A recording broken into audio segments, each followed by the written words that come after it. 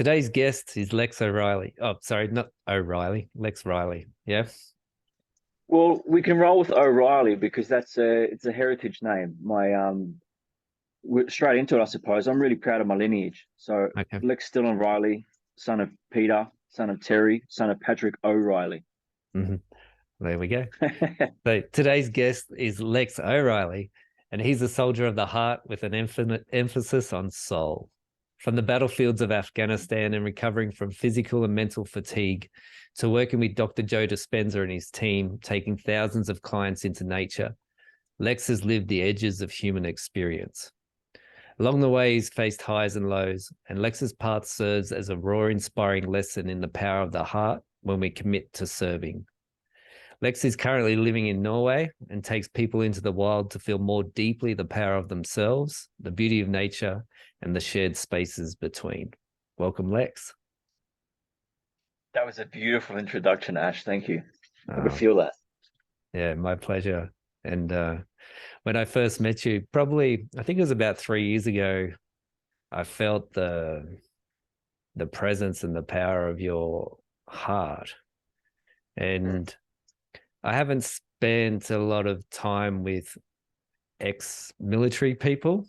And it was always sort of this perception that I had that, there would be quite, the heart would be quite fortress. But my experience with you was somebody that had deep presence and awareness and an ability to communicate. So it's lovely to have you on the podcast.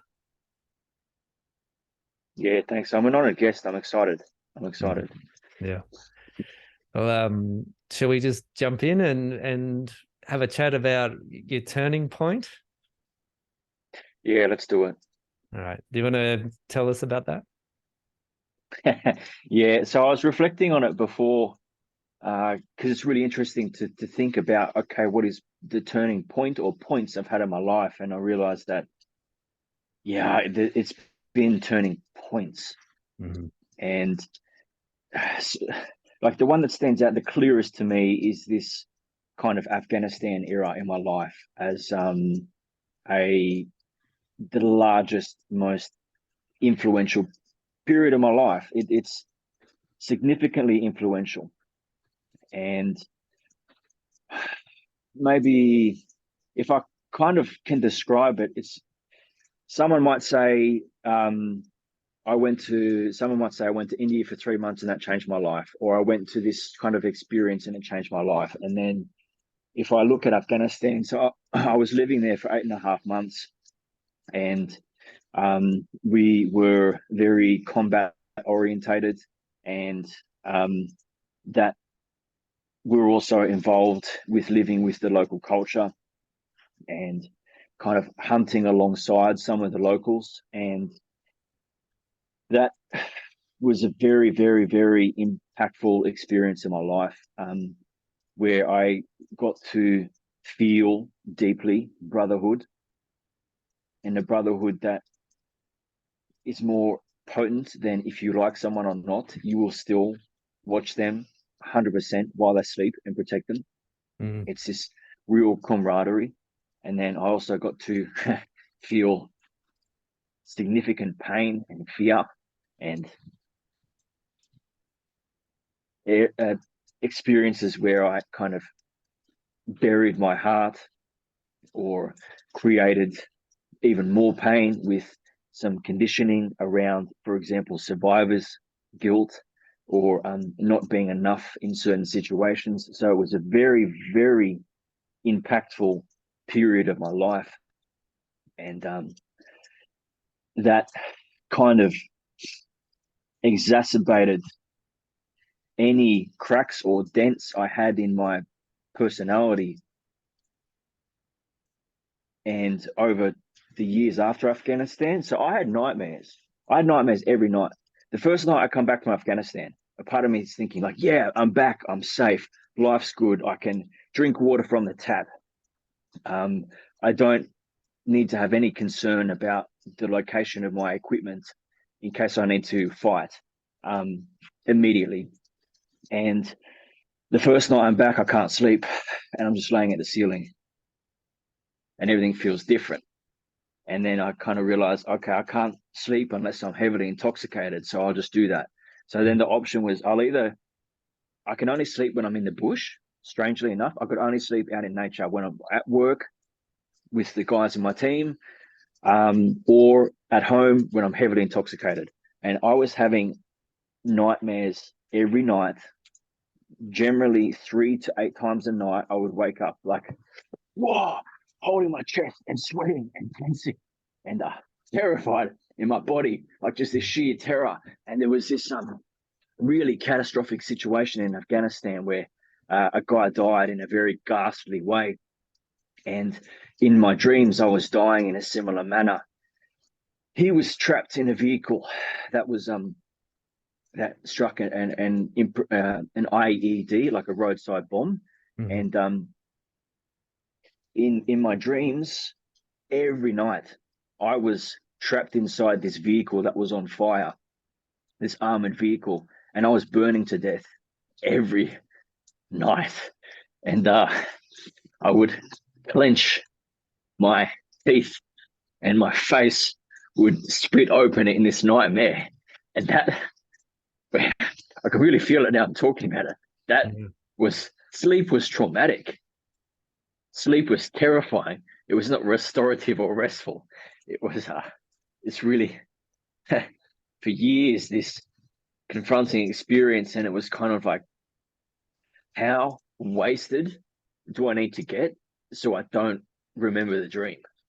And it's actually, it gets even a little bit more complicated in the sense that I had nerve damage in my arms. So I would also wake up not being able to move my arms, but trying to claw myself out of this situation, and feeling powerless.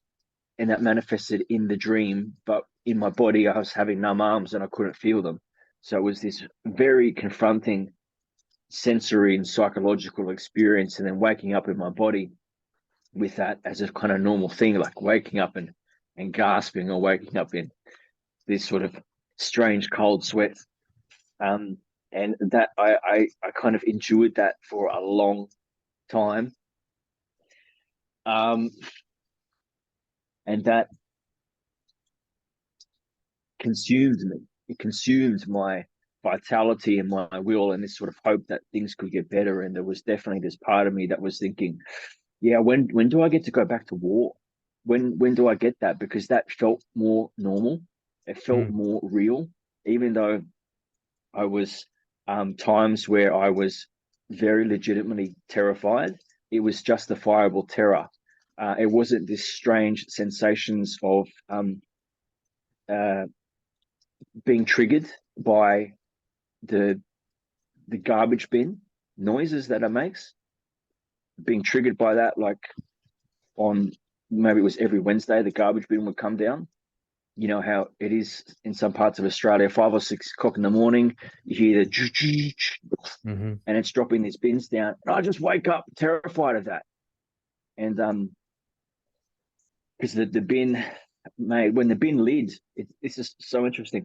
The bin lid, when it would come down, it would make a certain noise that was linked to an incident in Afghanistan where a father and a son had been blown up basically by a small style of grenade. And so there were all of these kind of traumatic experiences interlaced into my daily life and my nightly life. And that was just really eroding my sense of fitting into the world. And that was pre turning point, because I just thought that if I just kept on going, somehow this would change. Somehow maybe I would be able to sleep miraculously, or somehow these things wouldn't terrify my body. But that miracle never came as an overnight type of thing. Those miracles came through work on myself and changing my lifestyle, which happened after this sort of initial turning point. And the initial turning point was when I just recognized that this kind of terror that was my inner world and the destruction that was causing in my outer world, the pressure that put on my family life. And I realized that that was just really beyond, far beyond how far it should have gone. Mm. But then it was getting to a point where I could see how significantly dangerous this sort of my mental health state was for myself and other people. And one of the most courageous things I've ever done in my life is admit myself to hospital and you know, go into the hospital. And there's definitely a bit of a journey there with that, because the first attempt to kind of reach out for help wasn't met with compassion or support. And then I felt so vulnerable and so weak, asking for help. And then when I was somewhat ridiculed and redirected from receiving help, when I went the next time, I kind of had this strange situation where I broke down crying in the doctors, and there was this kind of desperate plea for help, this demand of like, I am going off the rails here and I pretty much need you to rescue me. Like, I can't manage my life, I can't manage my inner world, and I need just someone to, whatever it is, drag me into a corner and just feed me for a couple of days, but I can't do anything. I can't manage. So I pleaded for help, and then I was driven to hospital, and that was a very deflating kind of experience, being in the car, being driven by someone from the military doctors unit there, driven to hospital. And I could see these other soldiers there, and I was just kind of projecting this perspective that they would judge me shamefully and consider me weak or a fake or a failure, which most of my peers, to be honest, have been very supportive of my journey. And that was just fears within myself that I was creating around me. And then I was taken to hospital, and I was so depressed. It felt like gravity was heavier. And I had just been pushing and pushing and pushing myself, and pushing through fatigue and chronic pain and these psychological stresses I've discussed about, or the symptoms, I mean. And when I was in hospital, I kind of did nothing for 2 or 3 days at least. I just stared out the window and ate food and went to the toilet, and that was it. I was so wrecked. I was just so wrecked. And that I kind of didn't have the motivation to do anything else other than that. Even to go get a biscuit from the tea room was too far. And I just needed maybe I was in there for 5 days, 7 days, and then I had a couple of days out with my family. And then I think I went back into hospital again, and it was just this real rebuilding phase. But when I was in the hospital bed for those couple of days, and I was looking out the window, and I thought, how did my mind do this? How did I do this? How did this happen? Somehow I've ended up in this hospital bed, and that's not where I want to be. But where can I take responsibility here? Where can I recreate somewhere I want to be? Because I've created somewhere I don't want to be with my mind. I think I can create somewhere else. And that was kind of the question, which led to me start to turn over more stones, to go on this kind of turning point. Okay, how does the mind work? What is the things that I can do to think better or feel better? And I started this journey of antidepressants, that were selective serotonin and neuroadrenaline reuptake inhibitors, if anyone is familiar with that, because I had just kind of fried my mind. And I that was even just a medication journey. I could talk about that for quite a while. I won't go too far into it, but that was really difficult. Some medications made my conscious experience really worse and very stressful, and some just kind of flattened me out. So I was a half zombie, half man. But that was a journey of years of trial and error. Um, and but in essence, that was kind of the turning point. That sort of Afghanistan and aftermath and the hospital bed, and just thinking, how do I go somewhere different? But then also being very shattered and trying to go somewhere different. I was not a strong man. I was a shadow of my former self. My inner world was very fragile, and I have had to rebuild myself and my body and my mind, because I believe I left it too long.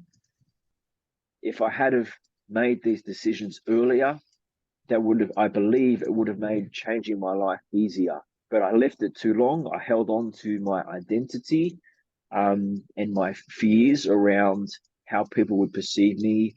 How would my career progression be if I was in the military diagnosed with PTSD? These sorts of things. How could I provide for my family if I had to lose the military career? If I had have stepped into that fear earlier, things would have been easier, but I can't dwell on that. But maybe that's just kind of advice for people reflecting on themselves. If you kind of have this hunch that something's not working for you, can you get to that before it is making the task in the future too heavy? Mm. Mm. Thank you. Yeah, there's Yeah, I yeah, that gotta was be nice. really honest with you, right? And so much of what you're saying lands for me because in 2009, I ended up in a mental health hospital and Yeah, PTSD, brain yeah, fried from, for me, hardly sleeping for 9 months and, very different initiating circumstances to yours. Mine stemmed from having a stillborn daughter and that experience of holding mm. my daughter and Ah, she was gone. But very similar experience of the mind and the difficulty sleeping and the experiences with antidepressants and the yeah. loss of identity and things like that. So that's really hitting me. Thank you for sharing it. It's mm, Yeah, thanks for sharing where you see yourself. That I'm sorry for your loss, and that's yeah, I feel the sadness there. Thanks for sharing that. It's a really good reflection for me. mm, mm. Yeah, and as I'm listening to you, I'm thinking of a friend of mine who works with vets with PTSD, and just thinking that you sharing what you're sharing right now is such a powerful thing for somebody to hear.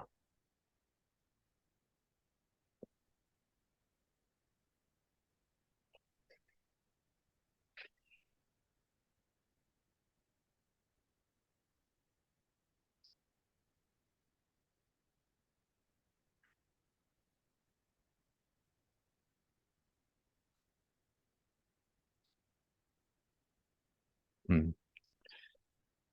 So Lex, the acknowledging that, you know, luckily most people won't know that level of PTSD and what that's like. And the antidepressants, I hear you around the experience of those and becoming sort of that half zombie, half human. And for me, definitely there was this point where I've just thought, you know what, I can't be on these medications anymore. and it was they making things worse. And I remember that there was just something in me that went, nature, I need to go natural. Was there anything like that for you? And of course, for anybody listening, everyone has their own experience and, their own path, but that was the one that ended up being right for me. Was there anything like that for you?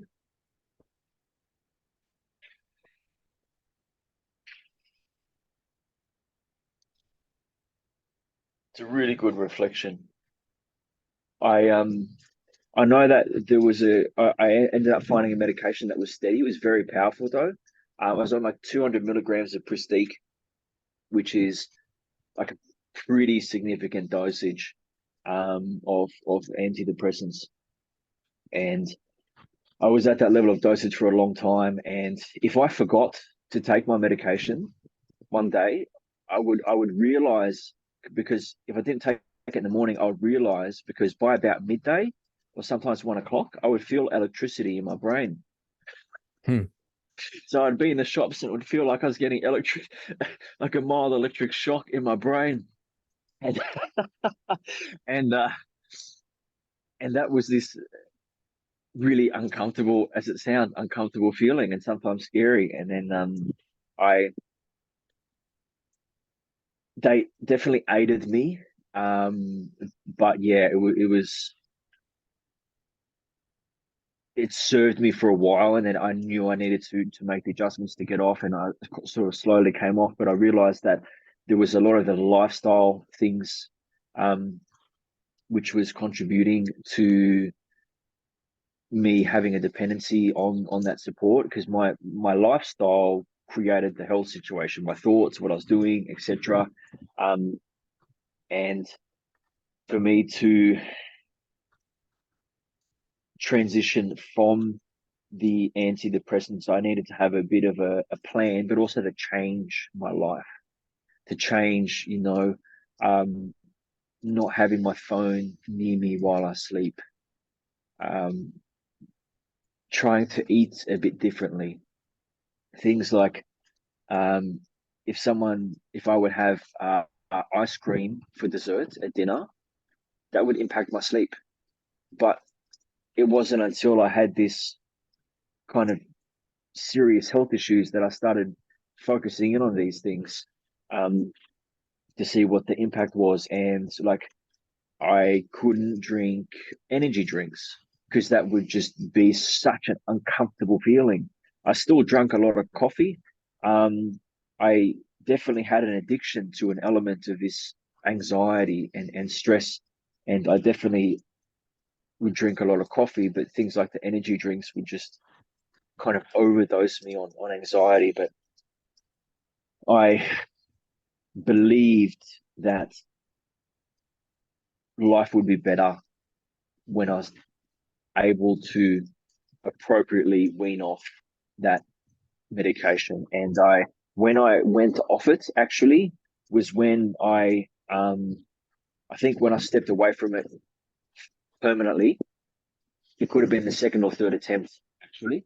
But when I stepped away from it permanently was when I went on this kind of a bit of a pilgrimage, a couple of years ago, where I went to volunteer at a Dr. Joe Dispenza experience in Malta, and then I went up and traveled through Serbia in winter, and then I went to the Arctic in winter and had, I think it was 6 or 7 days in a cabin with myself in the middle of nowhere. And when I mean a cabin, I mean like no electricity, no running water, and very, like, it was definitely a great shelter, but it was deep in the Arctic Circle, and it was this kind of, that's a pilgrimage for me where I really get to experience myself and my thoughts, and where I also just kind of like arrive at compassion and awareness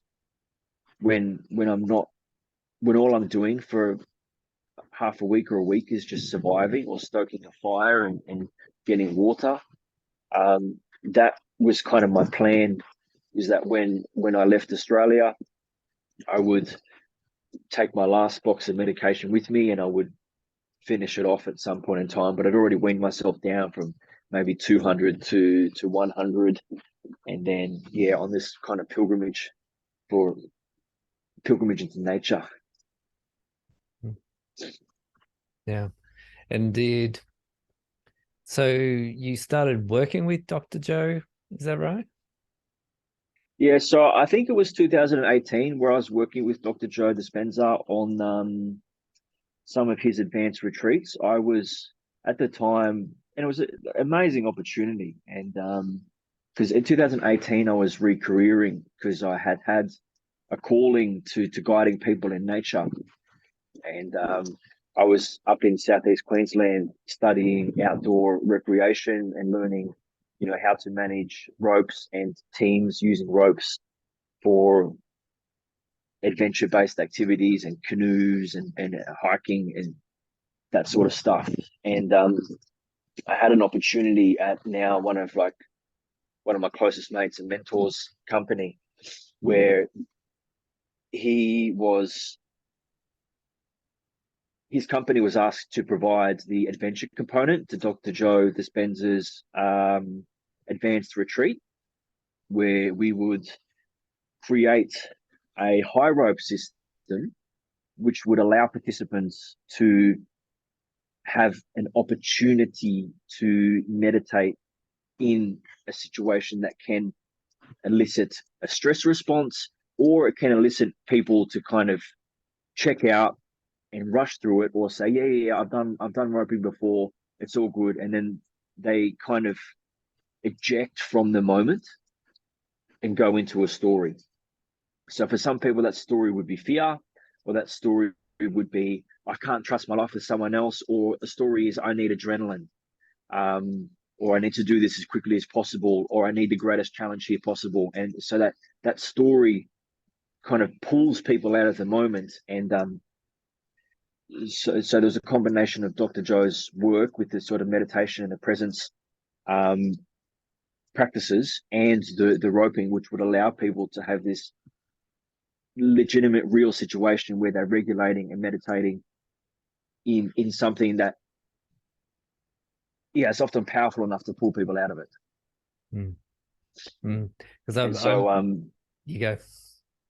I was going to say, I was managing the roping team, and we did that twice actually, and so that was very eye opening for me. That was very eye opening, and to be honest, it was confronting in some ways, seeing these sorts of more spiritual experiences and these responses that people were having in their body to energetical releases or feeling emotions that have been overlooked in their body, and just kind of seeing this stuff firsthand and being a part of it. But then also so passionate about, I was really passionate, and I still am, about nature connection, self-development, peering into ourselves as nature.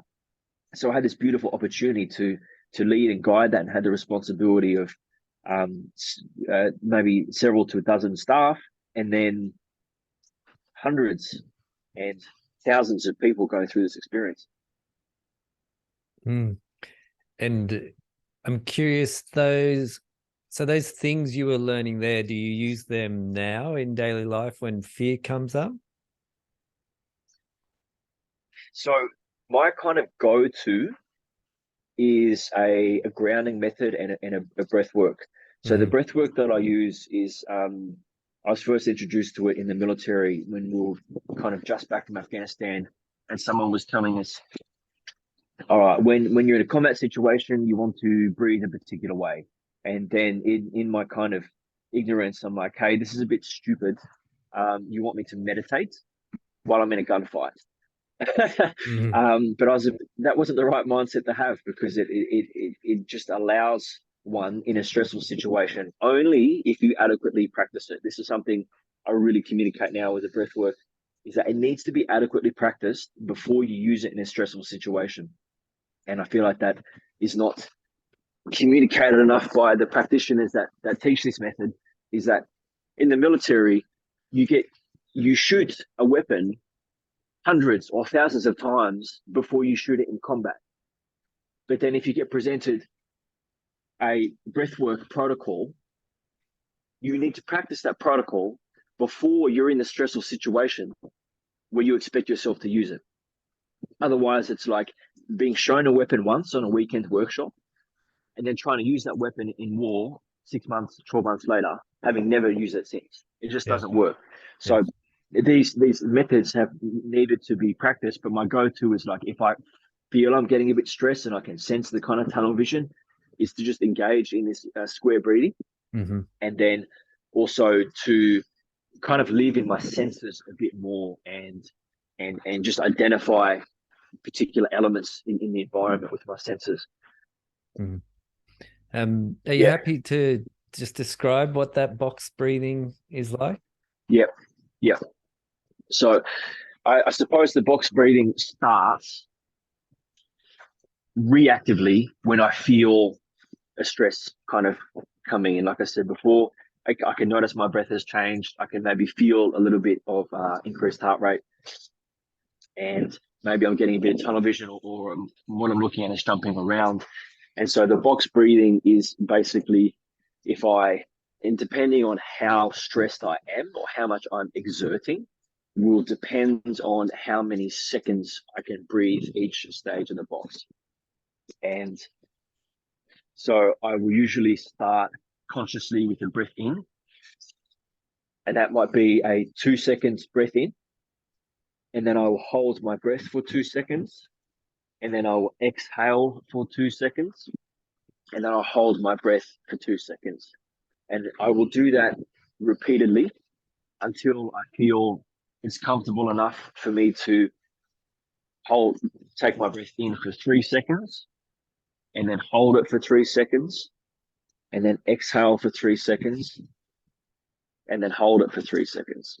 And usually by the time I've transitioned from 2 to 3, or even 2 to 4 if it needs to be, I have like managed my kind of stress response or overwhelm to a point where I'm back in my cognitive brain or being able to feel my body, because I can really easily kind of lose that. I can lose my feeling in my body, and I can lose that cognitive part of my brain when I get presented this kind of stressful situation. It can be social stress, or it can be car accident. It can be the kind of similar response for me. I'm just going to move into the shelter a bit more. The wind has changed direction, and the rain is joining our conversation. Yeah. And while you're doing that, so Lex is in this shelter on this, overlooking this beach in Norway, and it's got a turf roof, and it's very beautiful. You might, if you're watching on YouTube, you might be able to. Oh, there he goes. He's turning the camera around. So that's the sort of reindeer skin setup I have. It's very common practice. It's exceptionally normal here to sleep on reindeer skins, to have picnics on reindeer skins. It's very exotic for the Australian, but here it's absolutely normal. And it's a bit windy, but you can just see the turf roof on the top. It's a beautiful part of the culture here, is this kind of cabin shelter culture, where there's these public cabins which are actually really well kept, and it's an eye-opener for me to see how I kind of feel like if this was in Australia, there would be graffiti and beer cans, and maybe someone has hacked at something with an axe or a knife. But the culture here is more respectful, from what I see, of the public infrastructure, and it allows for a different experience. Yeah, looks amazing. We were messaging back and forth probably about 2 months ago, and you definitely lit up my desire to come to Norway and see Norway. So, well, there's a couple opportunities there in the future if you want to. Yeah, well, stuff up here. They're definitely on my well, not even on my bucket list. They're a lot sooner than my bucket list, hopefully. Yeah, cool.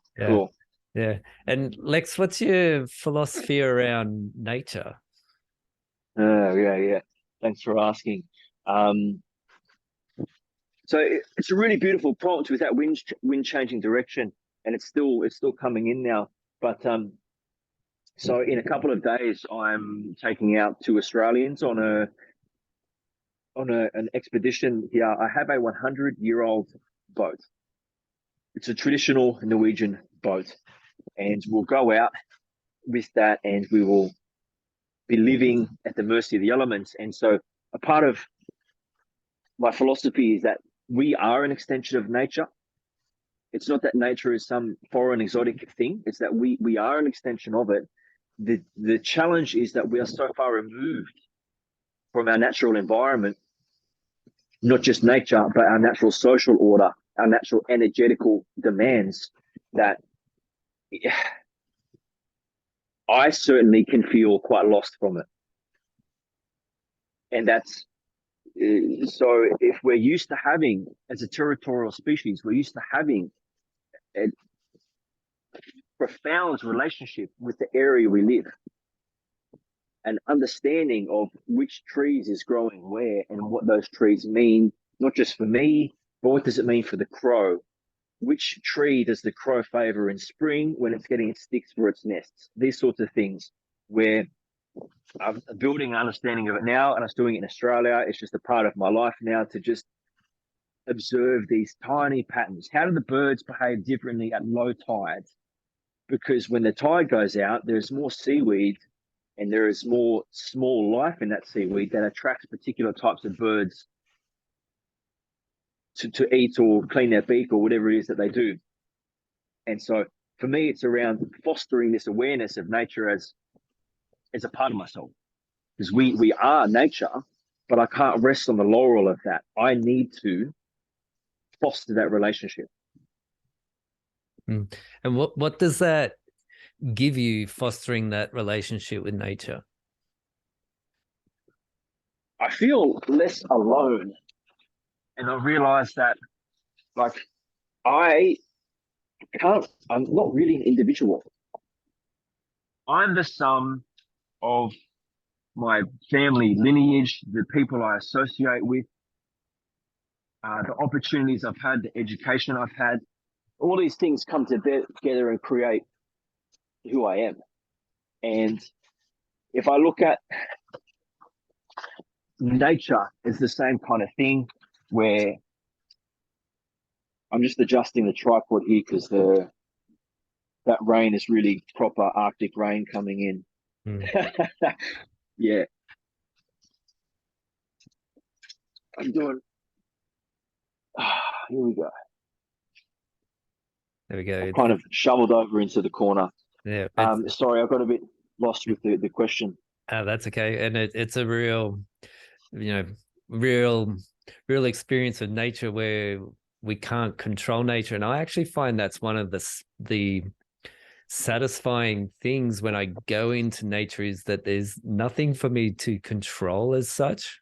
Whereas if I'm at home, I have such control over my environment and manipulating my things and keeping them clean or maintaining them. Whereas when I go out into nature on a bushwalk or something, there's nothing for me to control. And I feel there's a lot of freedom in that. That's a really good point.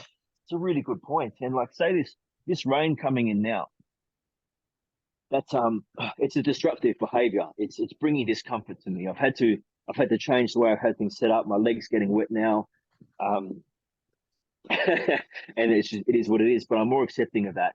Whereas if a person had come in there and disrupted me, I would probably not like that person.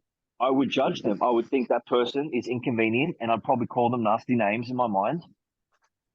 But the rain's coming in, and I'm more accepting of that. So I think it's easier for me to accept nature and then therefore see my reflection in it, which allows me to accept myself.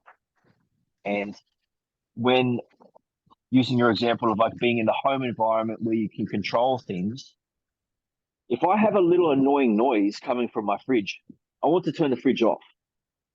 But if I'm out in the woods and it's raining, or there is an animal making a noise, I can accept that, and I just go back to sleep because I can't just turn the fridge off in the rain or the animals. Like it's different.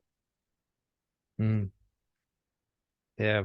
Interesting how we have that aspect of our personalities where when it's nature, it's like, okay, there's this bird that's calling in the middle of the night. And I'll often be Yeah, like, you okay, buddy? Or, whatever it might be. Whereas if it was somebody out on the street, I'd be like, we should just shut up. It's the middle of the night. yeah. Mm, Exactly, mm, exactly. And I watch birds. I love birds. I'm not like a bird man. Like I don't go with binoculars, but I love birds, and I watch them fight. And I watch like small birds fight eagles, or birds just fight for their territory.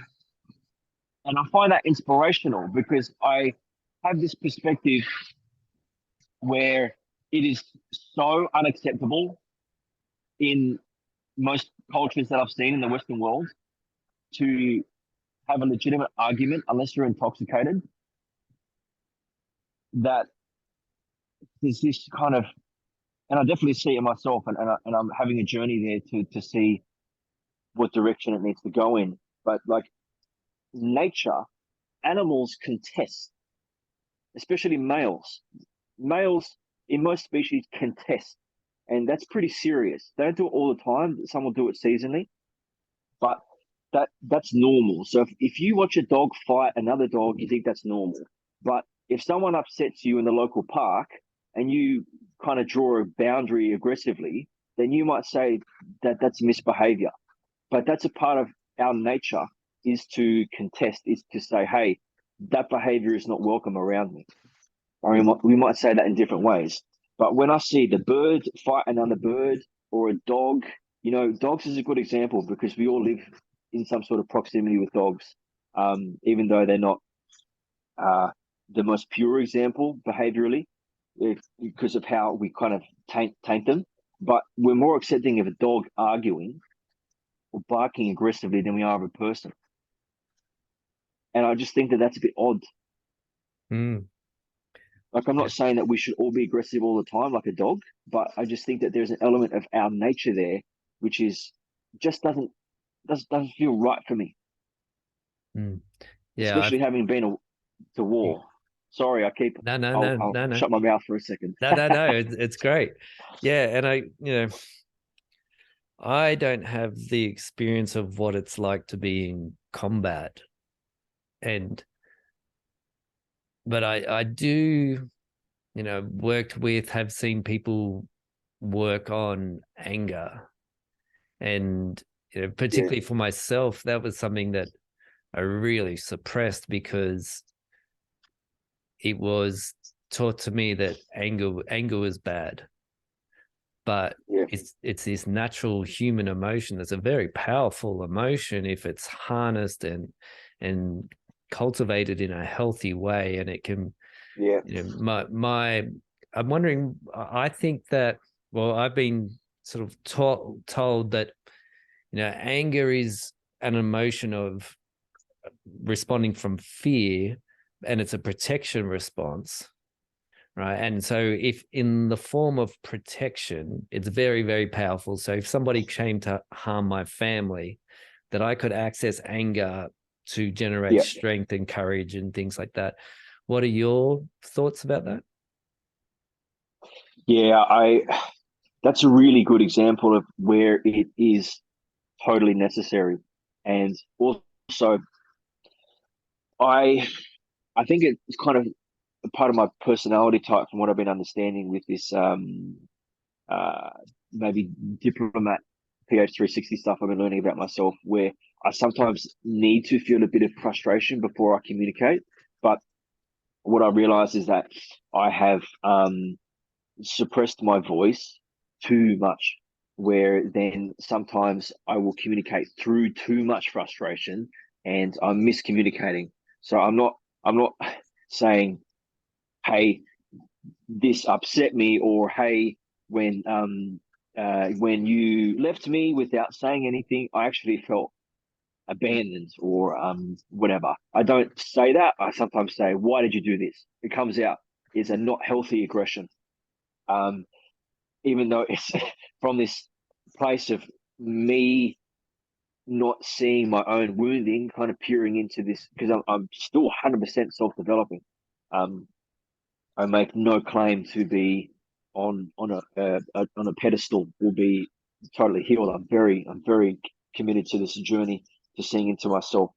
But I believe that healthy aggression is totally necessary, and it's maybe been made I've definitely perceived it unsafe for me to be too assertive, too aggressive, and so that has come out in unhealthy ways. And the quest for me is to create integrity with my voice, and to have those conversations in a grounded way where I am asserting a boundary, or yeah, dominating a situation. Domination is such a triggering word for a lot of people, and I actually feel a little bit uncomfortable saying it. But with dominance, there should come responsibility. Dominance on its own, I think, is not healthy. But if dominance comes, hey, I'm making the decisions here, I also bear the brunt of the failure. I also take responsibility. I also make sure everyone in my team is fed before me. That's where I see that the concept of dominance and leadership is healthy, not just arguing to be the loudest, but saying like, hey, yeah, I'm the one taking the most responsibility here. I've got the most to lose.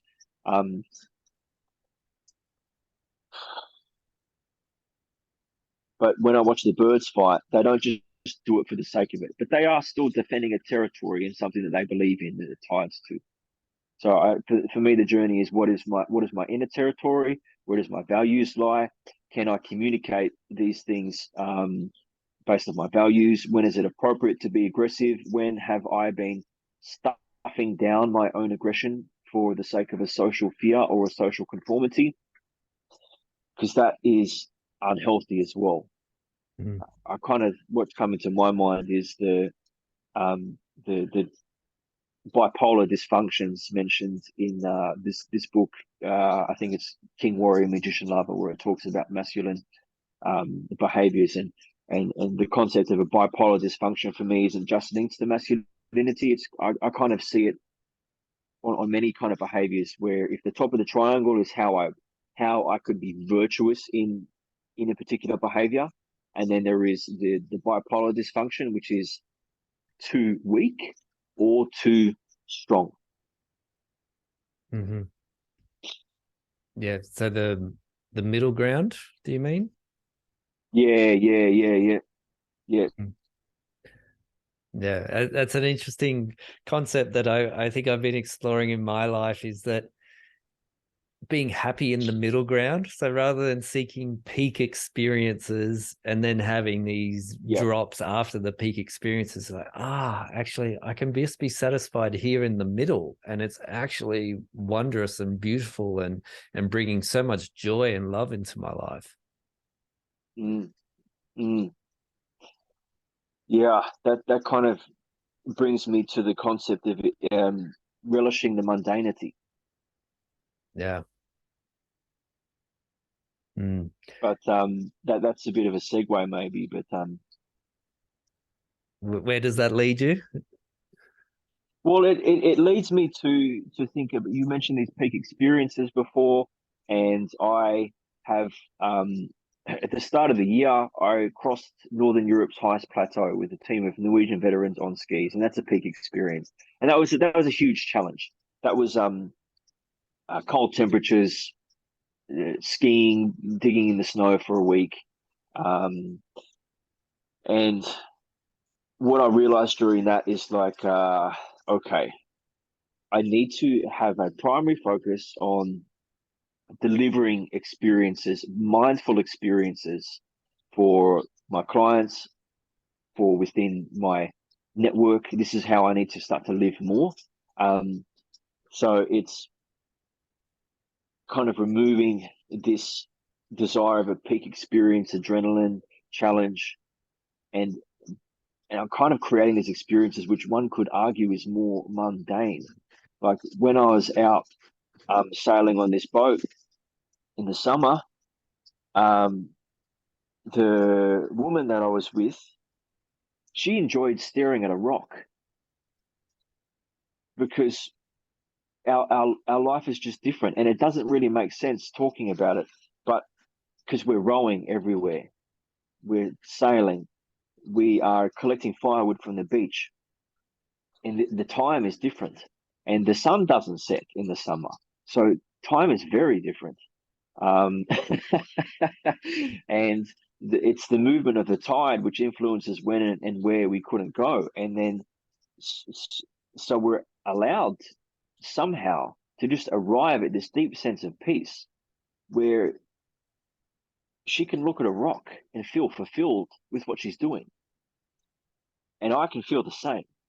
And then when I'm in my house behind my computer, I think I need to do this, I need to do that, I need to respond to this email, I need to call this person, I need to make this cost assessment, blah blah blah blah blah. And when I'm out in the nature and I'm doing these sort of really more grounded, slower experiences, the mundanity is actually the beautiful process. And for me, the invitation is like to honor the mundanity in my daily life. So it's not like the endorphins I feel from going to the gym and lifting weights. It's just being present with myself when I'm stretching, or actually slowing down to appreciate my meal, as opposed to trying to shovel it in so I can get on to the next task. It's this journey to, worship the mundanity and see its beauty. I just feeling that as you say it, and I'm like, oh, yeah. And I've seen footage of you. Actually, something I want to mention is I love the videos that you create. And there's one of the videos I watched was you collecting little pieces of bark to light a fire and using a flint to light the fire. And there was also, I didn't watch all of it, but you were talking about a survival knife and what to look for in a survival knife. Yeah. What's the best place people can see those kinds of creations that you're doing? I would say that Instagram is the most fun and YouTube is the most informative. Mm-hmm. Yeah. Yeah, that makes sense. So like in a couple of days when I go out with this Australian couple I'm super excited for, we'll be collecting seaweed and we'll be eating seaweed and we'll be collecting mussels and we'll be catching fish, and we'll be living like that. But these things take hours, and so it becomes this really slow paced adventure. And then cooking the food will take hours because it's been raining a lot and we need to collect firewood. And then our life just becomes so focused on food, shelter, water. And there's just such that beauty in that. And I'm doing my best to communicate what's the skills and the awareness on YouTube. So, because I'm really passionate about being able to connect with nature in daily life, not just these big experiences where you might get to come into me with the wild, but then how do you develop and deepen your relationship where you live, whether that's in a city or in a rural part of Australia or anywhere else on the planet.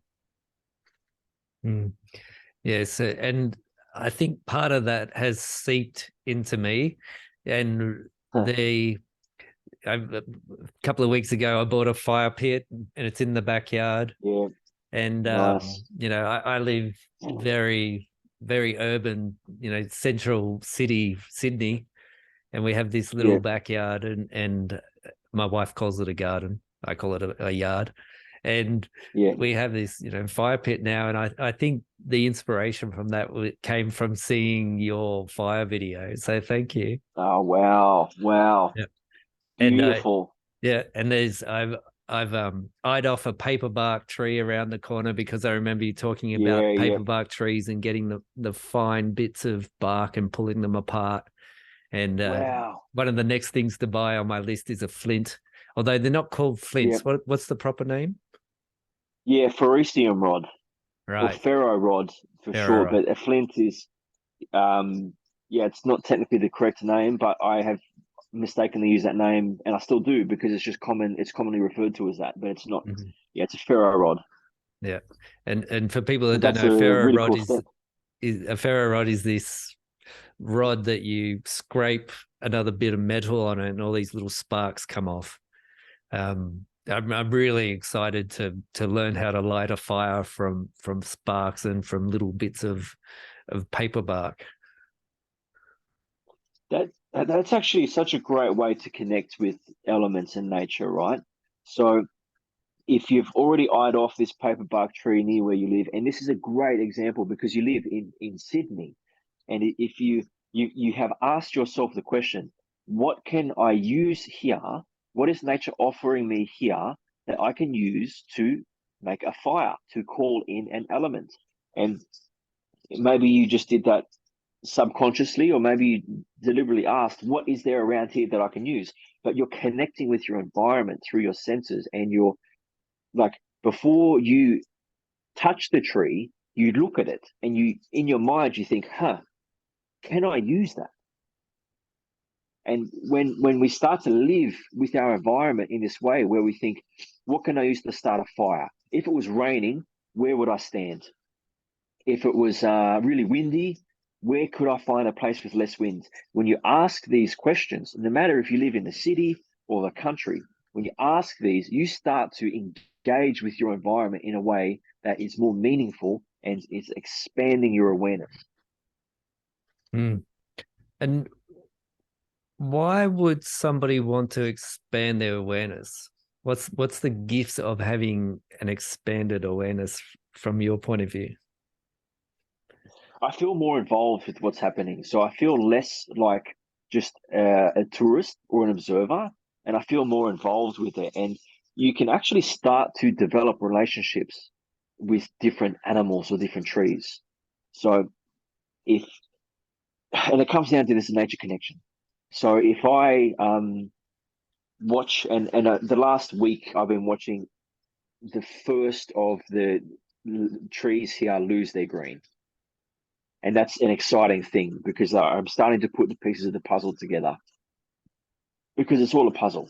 And so, and if I, a good example might be in Australia with kookaburras or magpies. They operate in family groups.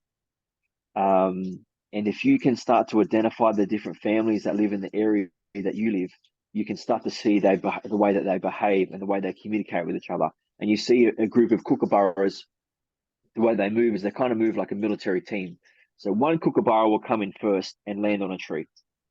I'm not saying that every kookaburra does this, but this is what I've seen. It's a general pattern. One kookaburra will come and land on a tree. And then a couple of seconds later, half a minute later, another kookaburra from the same family will come and land on a different branch or a different tree. And they can see different things. And they're not even making noises. Their bodies know where each other are. And then the other kookaburra will come and land at a different part of the same tree. And so they'll come in bit by bit, and then they're all looking out, communicating with each other. And then a kookaburra will come and jump on the ground. So like you watch the way that they move and the way they move with nature, and I can feel like I'm a part of that because then you can kind of predict what's going to happen. And it's not all of a sudden this thing that you have no awareness of. You start to understand, okay, so the family's coming through here, and then maybe one day they don't, and then you think, okay, so what are they doing differently then, and why are they doing something differently? And then maybe you think, oh, the neighbor's cat is on the fence, so they know not to land when the neighbor's cat's there. And you can live through the senses of these animals. It sounds very strange, but I kind of love it because you can. I was with a really good tracker in Australia, and he can kind of predict the future because you can tell the past when you're looking at animal tracks, you can tell the present, and you can tell the future. And if you watch an animal enough, because we're animals as well, so I know how I'm going to behave in certain situations. If I watch a person, you can tell how they're going to behave in certain situations. If you're tracking an animal, and you know that their behavior, you might know that, for example, kangaroos will prefer to lay in the shade when the sun is at the peak. And then if you scare kangaroos off from their resting spot, you might be able to guess that they'll go to another spot in a particular direction. You can kind of, if you learn this, you can feel like nature is talking to you. But for me, it's been the journey to learn how to listen, and then the journey to how to communicate that to the guests that I take out, or the clients, for how they can start to tune into this and feel like they are a part of nature, because we are. It's just, I'm doing my best to really recreate that relationship. Yeah, it's a beautiful way to help people be present and experience themselves and experience being on the planet. Yeah. Mm. So But that's Lex, a really cool question. yeah, That's a really cool question you asked, with like, what can I use to start a fire here? That's an expansive question, because you look at trees differently. You look yeah. at everything different. You look at a twig differently. And then when you start with the ferro rod, it's different again. Mm-hmm. You're just deepening that relationship. Yeah, because even though it's man-made, the ferro rod is nature as well, isn't it? Well, I think it is kind of like a manufactured, better performing flint. Mm-hmm. And the flint is straight from nature, Yeah. but it creates a spark at a lower temperature and less of them, I believe. Mm-hmm. But the ferro rod is a tool, definitely, of the woodsman or the survivalist. But because you're not starting with a flame, you're starting with a spark. There's another process there where you need to create you need to bridge the gap, because I believe that, for me, starting a fire is calling in an element. It is a very, very, very powerful thing, and it kind of warrants an awareness. And to take away something like, it's common to start a fire with newspaper or diesel, or a match or a lighter, and you take away these things, you allow for a kind of deeper experience, because you have to expand your awareness into what works there and what doesn't. And then I become more conscious of, for example, if it rains 2 to 3 days ago, what is dry and what is not. You can hear the difference with a dry stick compared to a wet stick, and these sorts of things, where I am allowed to live in my senses more deeply, because my senses, what they interpret, actually matters. Where if I'm so far removed from my natural environment, my primary sense is my thought, my mind, because I'm looking at numbers and when I can book in at a restaurant, or when I can turn the heater on, as opposed to looking at how I can create these things through skill and in a relationship with nature. Yeah. I mean, what's coming to mind is in the fire video when you were talking about I think it was maybe sticks, like very fine pine needle. I'm going back in my memory here, but you Yeah.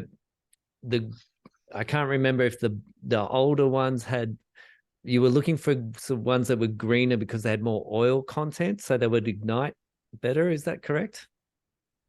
It might have been the brown, if it was the pine, and I'm thinking the Mm-hmm. video you're talking about was the brown, because but yeah, you're right. Different plants have different oils, and so this is, if you can have an awareness of that, then you can kind of pick the right plant. I know when I was making something in Australia, I would look for gum trees, because at the bottom of the gum tree you get the stick with the more eucalyptus style oil in it, which is going to ignite better than other types of trees. It burns at a different temperature. And interesting here is the wood culture, in Norway, and because there's just fire heating in the home is a very common thing. And then it's quite common for people to be harvesting their own wood from the forest. And there is a communication there with the local government, the municipality, or the farm owners. And then that kind of happens every August, I think, is when, sorry, not August, autumn is when most of the harvesting is done, but it takes like 1 to 2 years for the birch tree to cure. So there, just by just by committing to having a fire every so often and seeing where you can do that in nature, you're deepening the awareness and the relationship of the ongoings around that. And then yeah, the little things like which stick is going to be the best, which leaf is going to be the best, and what my options are there. And Mm. also who else is using that. And when I say who, I mean like what creature of the forest, because a stick is not just a dead tree thing. A tree is not just something to serve us for furniture or firewood. It is a habitat. It is actually decades of contribution to nature. And when that stick breaks down and becomes a part of the soil, it brings life to it that fungus eats and grubs eat. And there's a whole world there in a stick. Mhm. Yeah, yeah. This conversation is definitely making me more aware of that. Mm. Beautiful. Yeah, thanks, Lex. I got a little survival question for you. So, All right. if you're going out into the wilderness, you can take 5 items. Yeah. I'm putting you on the spot here. Which 5 would you Yeah. take? Yeah. What wilderness am I going to? Well, that's a good question. Which one do you want to choose? How about you throw one at me? Throw one at me. Okay, well let's start with the Australian bush. If it was Australian bush, actually, let's say there was just that episode of or the series of Lost here in Australia, and they were in Tasmanian wilderness. Oh, yeah, alone. Yep. Yeah, alone. Sorry. Is it? Yeah, Yeah, yeah, yeah. I keep glitching out and thinking Lost for some reason. Maybe because that's what I'm yeah, picturing myself being if I was alone in the wilderness. yeah. Yeah, yeah.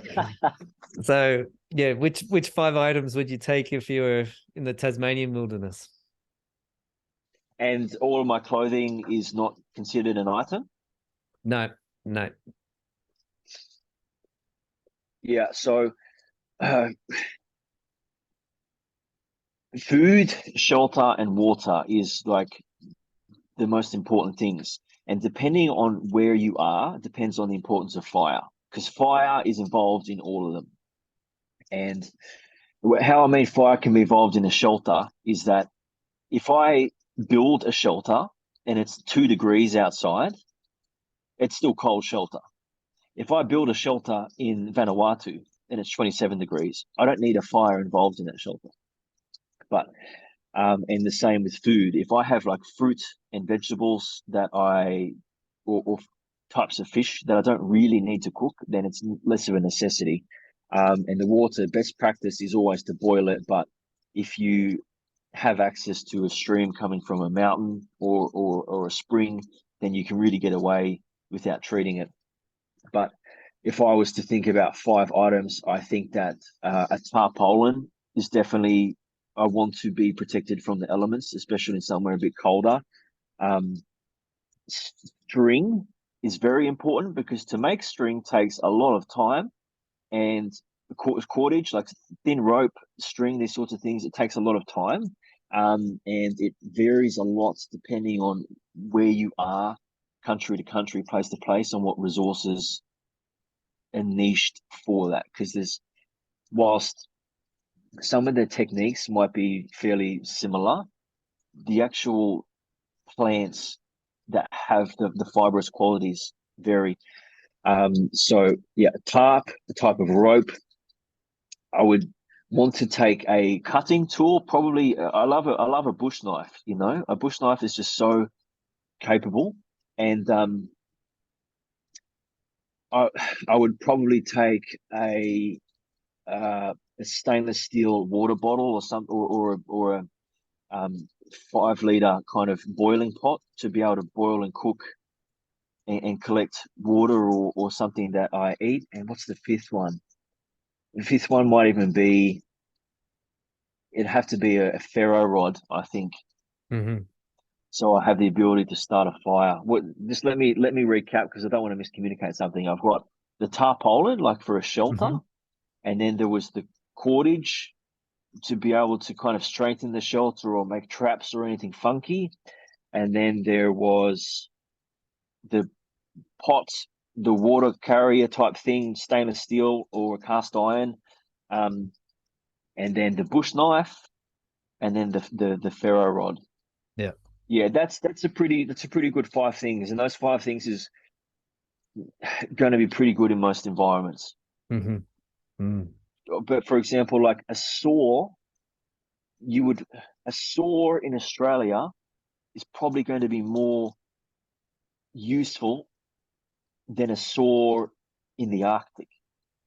They're still very useful, but the hard wood in Australia, the hard timbers, cutting that through an axe is going to blunt the axe, and it's going to take a lot of work.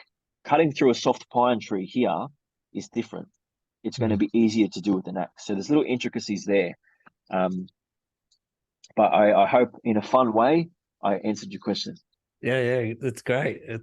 And I get so interested in all these kind of things. I could chat for you forever. So, but I am conscious of the time. So thank you. I'll put details in the show notes, but where can people get in touch with you if they're interested in having an experience with you or connecting with you? Instagram's probably the best place to get in touch and to get more frequent content. I'm a bit slack with YouTube at the moment. I have been doing a lot of filming as I've been doing a lot of amazing projects, but I think Instagram is pretty fun. If someone doesn't have Instagram, the website and to jump on an emailing list or something like that, it's a pretty good platform. Brilliant. Well, Yeah. Lex, thank you so much. Thanks, Ash. Yeah, it's been wonderful having you on Beyond Turning Points, and I'm hoping I'll make it to the Arctic Circle at some point in the next 2 years and come and have an experience with you. Yeah, beauty. That'd be great. And if you ever want me back on the program, there's still many other turning points I've had in my life. All right, all They're right, still coming. great. Well, let's put that down for a future podcast. Yeah, thanks, Ash. So Ah, good. yeah, wonderful. Thanks, Lex.